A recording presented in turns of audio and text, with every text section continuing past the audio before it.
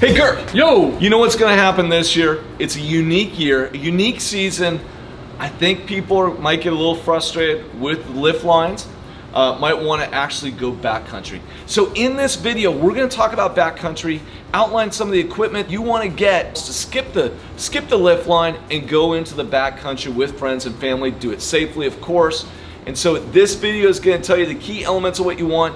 If you see anything in here that you like, just click on the link below. You can buy it through Gurks. If you have any further questions, just drop us, leave a comment on our video. We answer them pretty quickly. Give us a call, drop us an email, however you want to get a hold of us, that's great.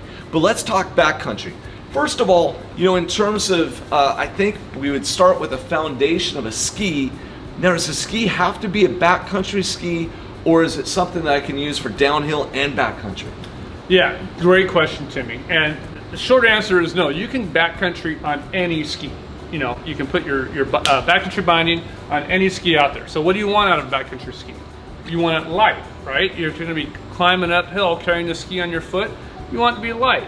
So you can make a ski super light, but the lighter you make a ski, in general, the worse it skis. So you have to have a little bit of weight to a ski and some stuff in there. So we try to find that balance between a ski that's going to be easy to climb uphill on, but still be a lot of fun to come downhill on. And the spectrum is large. And to be totally honest, some shops specialize in backcountry and have a lot of super light options.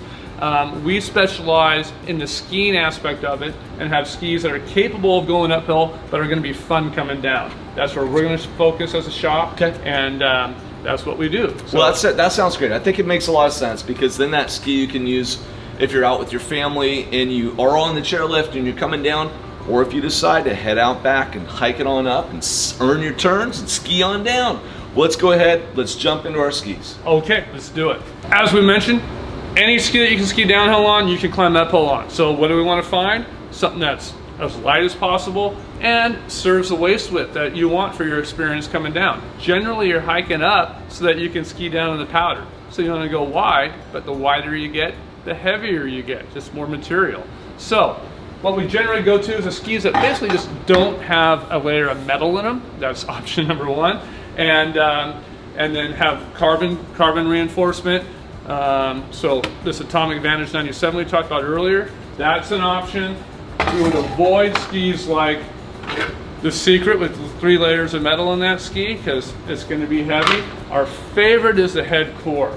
We talked about this in the All Mountain family, how light it is, how wonderful it skis and being light at the same time. So if you're looking for a ski to do everything and backcountry is one of your options, Head Core is probably the first thing I'm going to recommend. But if you're not a big fan of head, any lightweight ski without metal in it is what we're going to go to. Here's some of our key men's options. We've talked about the Head Core for ladies, talked about the Head Core in the men's All Mountain family. Now we're right back to going backcountry. Personally, that's my backcountry ski, the Head Core.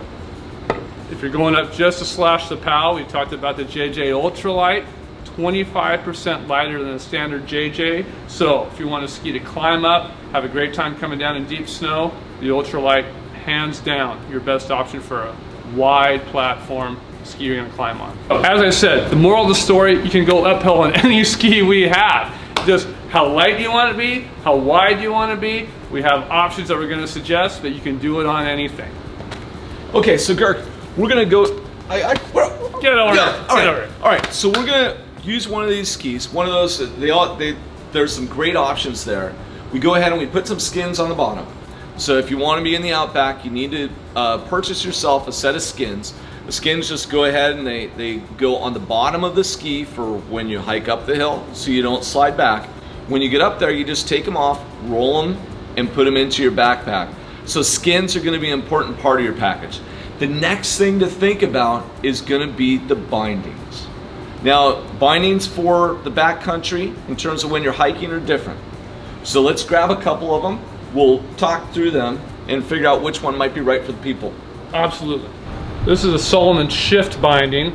Came out 3 years ago, has really led the industry in this crossover category of equipment that can be inbounds all day and then go backcountry.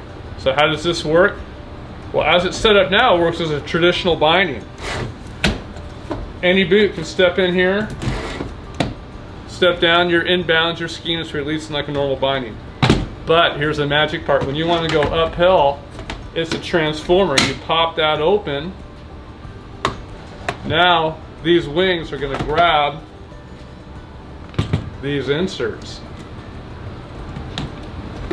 Just like that. And you are climbing uphill. To get out, push down here,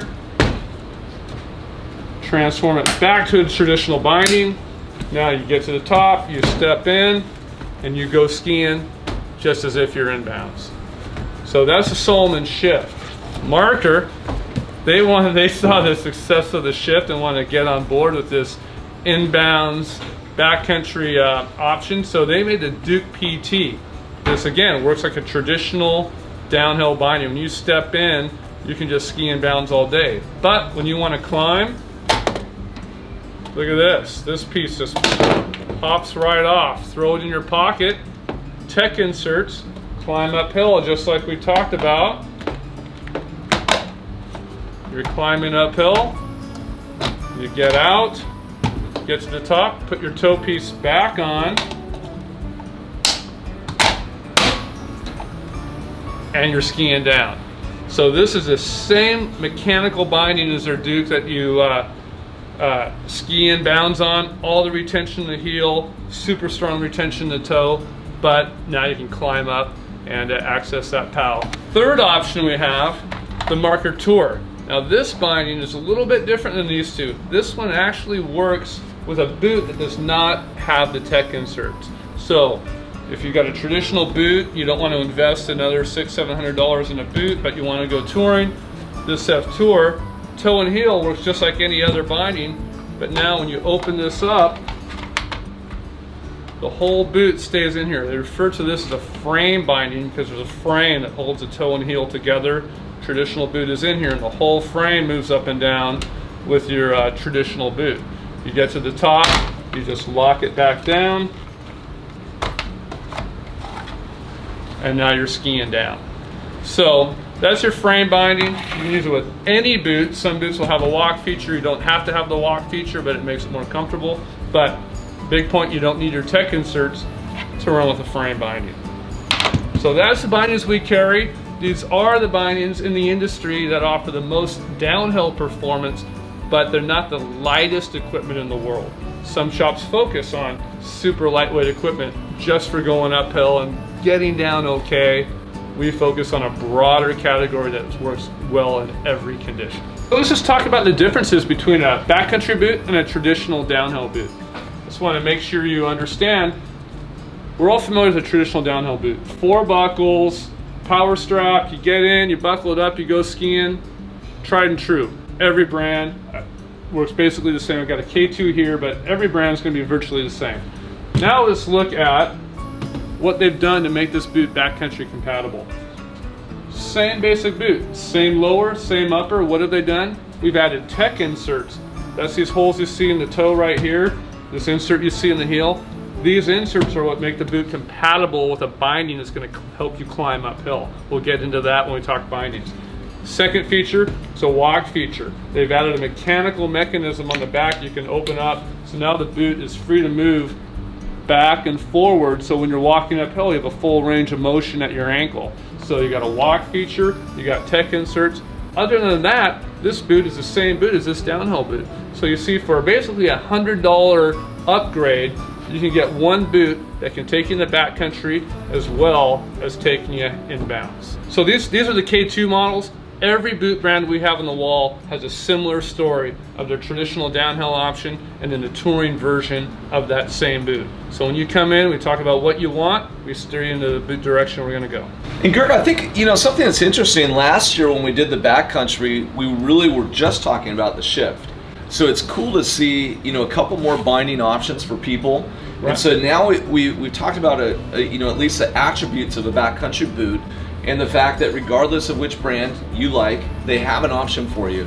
You have the bindings, you have the skis. What else do we need? Poles. Okay, let's talk about a pole. Yeah. What makes a good pole in the backcountry, and how is that different than the ski pole that I use to go down the hill? And oh, by the way, if I get a backcountry pole, will I use that inbounds? Yes. So a backcountry pole has a couple of features that a normal pole does not. First of all, it's adjustable or extendable. Open a lever here, extend that. Why would you want to adjust the length? Well, A, it's great for me. One size pole fits everybody. But quite often you find yourself when you're going backcountry, you're maybe going across a side hill where it's steep downhill on this side, uphill on this side, and you're actually going to need your poles to be different lengths. So you got a long one on the downhill side, a short one on the uphill side. Okay. Quick adjustment for length in that situation. And then the other thing you're going to have with this pole is extended grip, a foam grip down here. So if you don't want to, change your length, but you need it shorter for a short section, just grab it down here. You've got a short section to grab on. Makes sense. All right, so it's extendable, extended grip. And now these baskets, a traditional pole is just a fixed basket. This basket rotates on a swivel. Again, you're going across on a downhill, you want that basket to integrate on the slope. So just a little rotation so it doesn't feel awkward when you're sticking it down on a downhill slope. So those are the primary things that are making your touring pole a touring pole. If you're in a pinch, you can use any old pole and go out there, but these features make it really nice, really easy to use in the backcountry. All right, Kirk, so now we've talked about some skis, we talked about boots, bindings, poles. I think we're getting pretty close to having a full backcountry setup. That said, it's very important from a safety perspective and also from a functionality perspective, you're gonna have a backpack. Do you have a pack here that we could look at? Let me grab a quick pack. Not overly complicated. Here's a basic backpack. The strap systems are designed to be super comfortable and ergonomic around your shoulders. Waist pack where they've actually really wrapped around the body to hold it in place so it's not bouncing around too much when you're skiing, using that space for extra storage compartments. In your pack, you're gonna carry your skins, you're gonna carry a shovel, you're gonna carry a probe, and then you're gonna have a beacon, but the beacon will be on your body, not in your pack, but you have your pack to throw it in when you're done skiing. So these are all pieces of safety equipment that are absolutely necessary when you go in the backcountry. With this year, we're expecting a lot of new skiers getting into the backcountry, and there's a lot of concern about the safety aspect and the knowledge and the education component. So we really encourage you to not rely on us in a 5-minute video, but seek out your backcountry shops, your websites, your avalanche training centers, and really understand what you're getting into for safety and knowledge of avalanche risk and danger when you get in the backcountry. So we talked skis, boots, bindings, poles, backpack. Inside that backpack, you want to have a beacon, you want to have a probe, and you want to have a shovel. We have plenty of options of those for you on our website and here in the store. I think with that, people are ready to get to the outback. It's snowing. It's snowing. We're ready to go If skiing. it's snowing, we're going, baby. It's time to get back there. Let's go earn our turns, get out, work up a sweat, zip down the mountain with one of these bindings that locks it in there so we have a great downhill experience. Thank you so much for checking out this video. Please subscribe to the YouTube channel. Hopefully you got a lot of value out of it. If you still have questions, just leave a comment. We typically get back to those comments within 24 hours. You can shoot us an email or give us a call here at Girk's Shop. And just click on that link below. You can buy any of the items that we've discussed and we'll ship them to you. And we're always here to make sure that you have a great experience in the outdoors. So thank you so much. Take care, get out there in the mountains, and have a great time.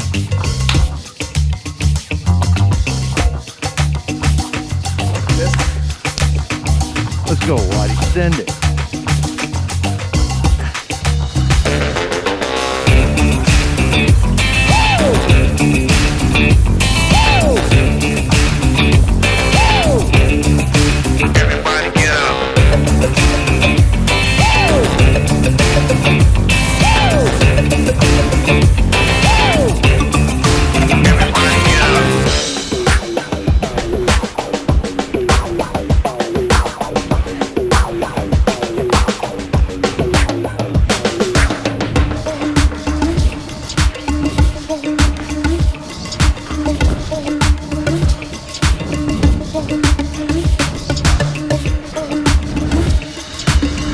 Okay.